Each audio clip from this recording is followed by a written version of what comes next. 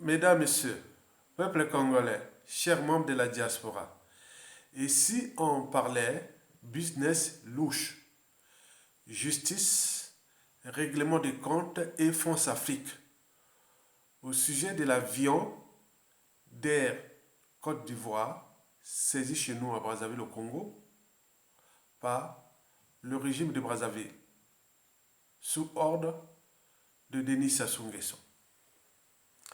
Parlons d'abord business et justice. En effet, vous le savez que M. Diawara est un homme d'affaires connu pour ses activités louches. Est né en 1978 d'un père malien et d'une mère béninoise à Pointe-Noire, chez nous, au Congo-Brazzaville. C'est le même homme qui était le consul honoraire du Mali chez nous et propriétaire d'une compagnie d'importation du riz chez nous pour le compte du clan Sassou Nguesso. Quant à la saisie de cet avion, il s'agit du deuxième incident au cours duquel un avion d'Air Côte d'Ivoire est saisi. La première fois a eu lieu en novembre 2021 sous le tarmac de l'aéroport de Bamako. La Cour de justice de la CEDEAO, a rendu sa décision sur la base du fait que le gouvernement ivoirien avait confisqué plus de 50 hectares de terres appartenant à Diawara dans différents quartiers d'Abidjan. Dans une décision datée du 5 avril 2020, le tribunal de première instance d'Abidjan a ordonné la confiscation d'environ 50 hectares de terres appartenant à Diawara. Voilà pour la justice et le business. Bon, Diawara travaille au Congo, il fait les affaires avec Sassou Nguesso. Où a-t-il trouvé cet argent? Il vient certainement du régime Sassou Nguesso, ça c'est sûr et certain. Il est né en 78. Et où est-ce qu'il est? Voilà, donc il est chez nous au Congo. Il va au Congo. Vous savez ce qui se passe au Congo. Donc c'est notre argent. Diawara a notre argent. Ce sont des biens mal acquis, quelque part. Et donc vous êtes en train de savoir pourquoi et comment les Maliens, parfois, les Ouest-Africains se moquent de nous. Donc ils viennent faire ces affaires chez nous. Sassou nous a été imposé, c'est un étranger. Et donc, qui ne veut pas travailler avec les Congolais, donc il privilégie les étrangers, et voilà. La vérité commence à sortir. On est qu'au début, mesdames, messieurs, peuple congolais. Parlons maintenant règlement de comptes. Sauf que M. Diawara serait né chez nous de parents étrangers. Mais il faut se dire que cette affaire-là n'avait rien à voir avec notre pays. Diawara est étranger, ça se passe là-bas, pourquoi la bien a été mobilisé chez nous. Donc c'est cet argent que Diawara a pris du Congo, parce que Sassou a l'air à donner beaucoup d'argent, donc ils font des affaires par-ci par-là. Ça c'est du côté affaires. Mais les affaires là aussi se mêlent à beaucoup de coups bas et coups tordus. On dit qu'il serait même mêlé dans des trucs de guérilla ou de, je sais pas, ou trucs quelque chose qui s'était passé au Guinée, il s'était mêlé dans les crimes de sang là-bas, donc il y a beaucoup de choses là-bas, hein. C'est chaud, hein. Donc le monsieur là est louche. Et donc là, il faut se dire que cette affaire-là Bon, ces affaires ont étrangers, mais pourquoi ils viennent dans notre pays? Donc Sassou Nguesso est là-dedans. Donc Sassou Nguesso a quelque part une part des responsabilités ou d'intérêts là. Il a des intérêts là dans cette affaire-là. Donc c'est pas de la justice là, hein. C'est de la justice entre eux et voilà. C'est des règlements de compte. Parce que chez nous, la justice est déjà au quart monde, on est bien d'accord. Les prisonniers politiques, le peuple de la merde et tout ça, on les brutalise, on les tue, on les terrorise, mais quelle justice va-t-il rendre? De la justice de qui au Congo Kala? Certainement pas. Donc il y a eu vraiment des ordres qui sont venus, donc ils règlent les comptes. Ils sont en train de régler les comptes, donc il faut aller voir le dossier au plus près, hein. Donc, quoique, Diawara faisait des affaires avec le clan, oui, ou plutôt avec Sassou Nguesso. C'est là que se repose peut-être le mobile de cette saisie, hein. Donc, cette saisie, donc il faut aller voir là, investiguer. Est-ce que c'est des affaires entre Sassou Nguesso, le clan et autres? Il doit de l'argent et qui, voilà, donc, on voulait emmener là pour récupérer cet avion-là et récupérer les magots. Parce qu'on ne peut pas faire les affaires au Congo sans Denis Sassou Nguesso, sans le clan Sassou Nguesso. Jean-Jacques Bouya l'avait bien dit. Le système au Congo, c'est comme le système autrefois de Ben Ali. Vous ne pouvez pas faire les affaires au Congo sans avoir travaillé avec le clan Sassou Nguesso. Les fameux 15 ou 20%. Vous arrivez au Congo avec votre magot ou pas, ou on vous donne les affaires, on vous laisse les affaires, vous travaillez pour eux. Donc il y a les fameux 15 ou 20%. Donc là, ils sont mêlés, donc il faut aller investir là-dedans. Bon.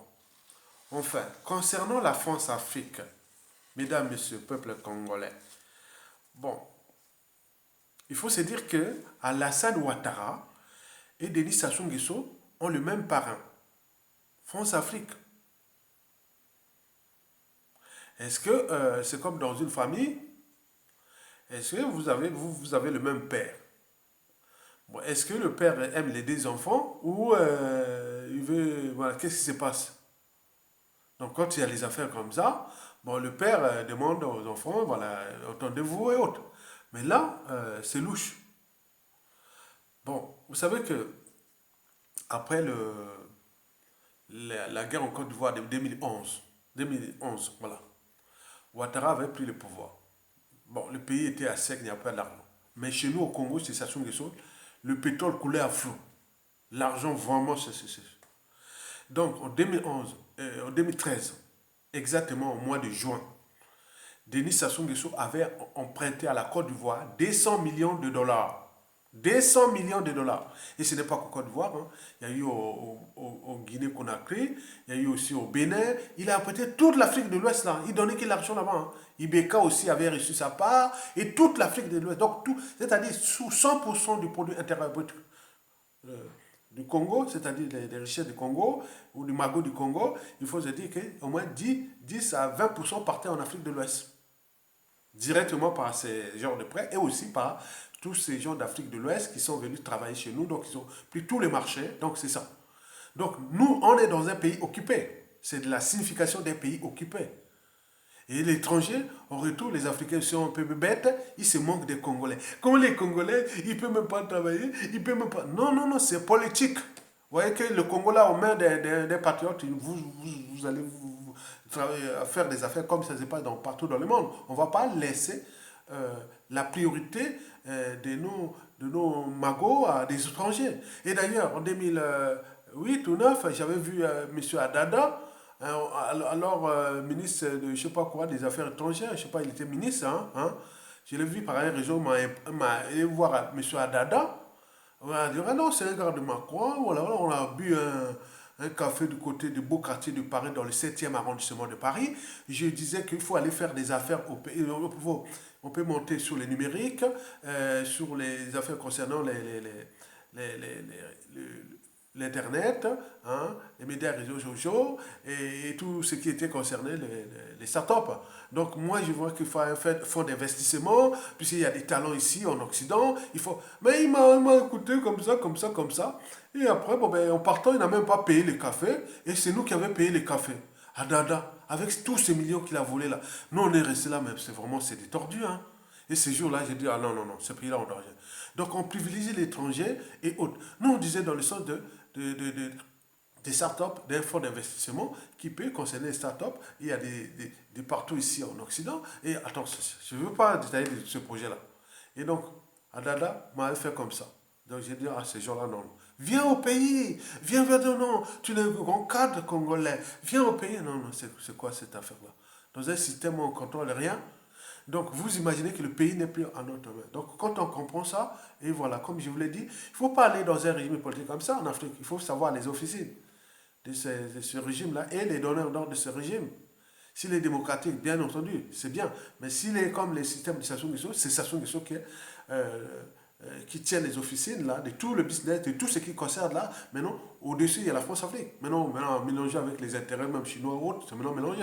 Donc, vous imaginez. Donc, là, en 2013, exactement au mois de juin, Sassou avait donné, là, il n'a jamais remboursé. Il n'a jamais remboursé. Et donc là, on s'est dit que peut-être que là, ils sont en train de régler les comptes aussi. On a dit, ah, tiens, il y a un avion en Côte d'Ivoire, et je vais prendre cet avion. Ah non, un Irlandais n'apporte pas le printemps. Hein, hein. Un Irlandais ne fait pas le printemps. Hein. Donc là, non, non, non, non. Il y a quelque chose qui est louche. Les enjeux sont ailleurs. C'est pas parce que ça pouvait saisir les 200 millions d'euros qu'il a emprunté à la Côte d'Ivoire, parce que la Côte d'Ivoire, de toute façon, payera cette dette-là. Même après Ouattara, nous allons demander cette dette. Les Congolais, regardez, écoutez, nous avons 200 millions de dollars qui sont, les Ivoiriens nous doivent 200 millions de dollars. Donc il faut qu'ils rendent ça. Donc on le sait. Bon, ça, ce sera les générations, ils vont en parler, les accords diplomatiques et autres. Voilà. Donc, il ne faut pas laisser les pays avec des gens parfois tordus parce que les écritures, les dictateurs ou les régimes politiques passent, mais les écritures restent. Voilà. Donc, la continuité des États et des relations diplomatiques et autres. Donc, les Ivoiriens doivent de l'argent aux Congolais. Mesdames, Messieurs, les enjeux sont ailleurs. Je vous rappelle que Denis Sassou Nguesso et Alassane Ouattara ont les mêmes parrains, France-Afrique. Sauf que ce dernier, hein, Alassane Ouattara, est désormais souillé. Parce que ces coups baïkou tordus qui pétaient la France-Afrique, elle avait ordonné de les faire au Mali, hein, aller mettre hors d'état de nuit le régime d'Assimi Goïta et tous ces coups baïkou. Il a tenté, il ne peut pas. Et donc, il crée des tensions déjà aux zones francophones, et puis en Afrique de l'Ouest, il y a le mêlement des Nations Unies. Donc, Alassane Ouattara n'est plus que l'homme de lui-même, parce qu'il est aux yeux de tous les Africains et de la communauté internationale, et du monde entier. On dit, voilà, c'est Ouattara, c'est la France. La France et Ouattara, regardez comment ils font au Mali. Et donc, c'est compliqué. Est-ce que, bon, ben, Diawara, son papa, c'est malien et sa mère ivoirienne, béninoise. Mais pourquoi? C'est les côtés. Attends, je ne sais pas. Là, c'est flou, là. Donc, je pense que Denis Sassou Nguesso est en train de, de damer le pion ou de donner des coups bas et coups tordus par procuration de la France-Afrique contre Ouattara. Hein. Donc je pense qu'il passe à... Donc la France-Afrique s'est dédoublée en Denis Sassou Nguesso et Denis Sassou Nguesso a donné des coups bas à Ouattara pour l'humilier pour qu'il puisse descendre. Parce qu'il a échoué. Il a échoué au Mali, on lui a donné peut-être des coups, les missions d'aller enlever Assimi Goïta, il n'a pas pu. Et là, bon, l'ONU s'est emballé, donc il y a tout là. Donc à la scène Ouattara, ça ne marche plus. Donc là, c'est Sassou qui tire ils ont été des milliers quand même quelque part à la scène Ouattara. Vous savez, bon, derrière ces coups là même, ils disent début paix à son âme en 2021, il était venu à Brazzaville, on l'a vu pendant l'investiture de Denis Sassou Nguesso, après sa ticherie électorale. Il était reparti au Tchad et après il est mort. Hein. Donc, vous voyez, donc Sassou Nguesso là, ce pas des gens qui sont pour l'Afrique, ni pour ce pays-là autre. Donc, tous ces trucs-là mêler justice autre, non. Il faut dire injustice, règlement de compte, France-Afrique et tout ça. C'est pas bon là, c'est pas des choses bien. Donc, il y a beaucoup de choses là, il faut aller faire beaucoup de recherches. Mais quelle leçon à tirer de cette affaire? Bon, j'en ai deux.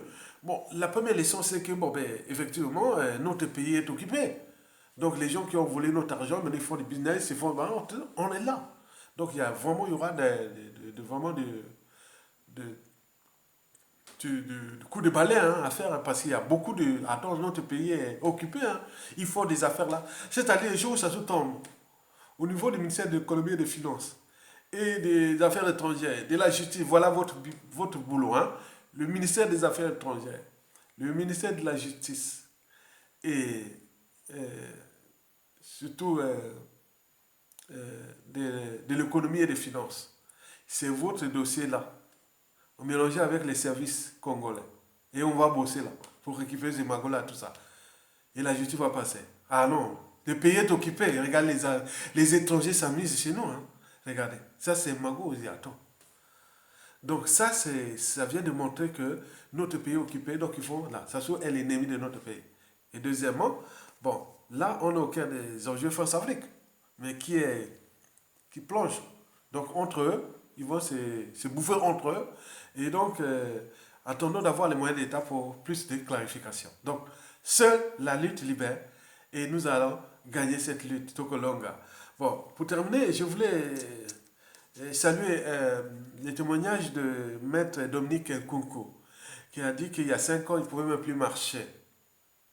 Eh bien, souvenez-vous, Maître Kunku, je vous dis en 2011, pour moi, ce fut pareil. Ah ben oui, j'ai failli mourir, je vous dis sincèrement. Donc il faut des témoignages là demain pour que demain, nous, on sait un peu de comprendre comment des groupes de parole pour expliquer à la population que voilà le décor de Sassou Nguesso, que nous, on est la paix, on est ceci, mais l'envers du décor, ce sont des assassinats. Au départ, c'était par la balistique, les balles, on tue, on tue, on tue. Mais j'ai failli même être buté par un blanc en moto en 2018, là, le 17 août. Et donc, je n'ai pas la vidéo, mais on repartait en retour, c'est-à-dire depuis 2011. Ah, mais non, j'ai vraiment. Ah non. J'ai expliqué ça. J'ai mis, c'est-à-dire, j'ai sauvé, parce que ça a duré quand même 2 semaines, hein, j'ai sauvé moi, c'est-à-dire j'ai mis en pratique la biologie. Donc j'ai intégré la physiologie respiratoire, euh, tout ce qui concerne un peu l'endocrinologie, la physiologie digestive et tout, j'ai mêlé ça enfin. Donc j'ai dit, le jour-là, j'ai d'abord l'air, hein, prendre vraiment l'air frais, et un peu de glucose, un peu de... Voilà, donc j'ai mélangé ça en faisant attends, je vous dis que je serais mort, hein, je serais mort. C'est vraiment les poisons qu'ils ont. Et donc là, je cherchais les sources de, de ça. Donc j'ai cherché les sources de, de là où je devais être empoisonné. J'ai autour de l'entourage, non, non, ça c'est nickel. Et des amis aussi que je fréquentais ou l'époque que je fais, rien, il n'y a pas. Je pense que j'ai été empoisonné dans le 10e arrondissement de Paris, c'est Muchuka. Muchuka, parce que j'étais parti, voilà, donc en sortant, j'étais, voilà, tu vois, c'était bien dans le 10e là. Donc, Muchuka, j'ai été empoisonné chez toi là-bas en 2011. Et depuis cette année-là, je ne vois plus vu chez vous, je ne sais pas si c'est encore. Et donc, je suis arrivé à la maison, dès que j'y rentrais, je suis parti bien, mais après, j'arrive à la maison et j'ai commencé à avoir mal. J'ai commencé à... Donc, c'était là. Donc, les gens qui... Voilà. Donc, vous savez que ces restaurants-là, c'est vrai, il y avait tous les oiseaux, hein. Surtout que moi, j'étais déjà connu dans les médias et réseaux sociaux. Les gars disent non, non, mais toi, tu as dit non, tu passes là, tu critiques Sazou, mais c'est pas vrai, non, c'est pas bien, non, non, non. Mais c'est quoi? Ce pays-là n'appartient pas à Sazou. Donc, j'ai vu ça. Et c'est depuis ce moment-là, j'ai fait du gène de vie, c'est-à-dire de contact et autres. Donc nous, il y a eu beaucoup de tentatives. Hein. Vous savez qu'il y a beaucoup des patriotes qui sont morts ici. On est d'accord. Donc vraiment, il y a des gens qui portent la mort aux uns aux autres avec des poisons et autres. Donc, Donc, moi, j'ai sauvé ce que j'ai fait moi-même ma biochimie, mon endocrinologie, la physiologie digestive et tout ce qui est des constances physiologiques. Et je le fais faire. Non, j'ai demandé, faites ça, faites ça, faites ça, faites ça sur moi, tout ça. Je me suis sauvé sans aller à l'hôpital. Moi, je voulais. Bon, donc, je voyais que, bon, si ça. J'étais assis, ça va. Mais quand je me lève, je marche, je ne pouvais même pas. C'était difficile de marcher, ce poison-là. C'est-à-dire, je ne pouvais même pas marcher, monter même un escalier. Je ne pouvais pas. Donc, respiration, on tape sur le dos, on fait. Ah non, non, non. Ah, non. C'est dangereux, ces gens-là. Et, et depuis, l'hygiène totale. Je me fais un coup à un frère, un ami là-bas. Je suis parti dans un truc en 2012 ou 2013. Voilà, on a pris les bières et tout ça là ensemble comme ça. Bon, ben, j'ai dit, bon, voilà. Donc, j'ai fait semblant de coup, en fait. Je voulais tester si c'était vraiment des bons amis, quoi.